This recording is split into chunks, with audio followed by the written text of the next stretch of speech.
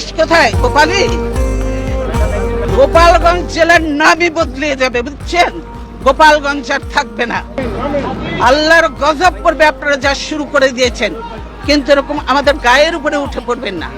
দূরে থাকেন, দূরে থাকেন। আপনাদের জায়গা যেখানে সেখানে, আপনাদের রাস্তার তো থাকার কথা। আপনার বাড়ির মধ্যে এসে গেছেন। গোপালগঞ্জ জেলার নামই বদলে যাবে, বুঝছেন? গোপালগঞ্জ আর থাকবে না। আল্লাহর গজব পড়বে আপনারা যা শুরু করে দিয়েছেন, কিন্তু এরকম আমাদের গায়ের উপরে উঠে পড়বেন না। দেশবাসী আমার স্বজন, আল্লাহ আমার একমাত্র ভরসা। দেশের মানুষকে ছেড়ে আমি কোথাও যাব না। এই দেশই হলো আমার, এই দেশই হলো আমার একমাত্র ঠিকানা।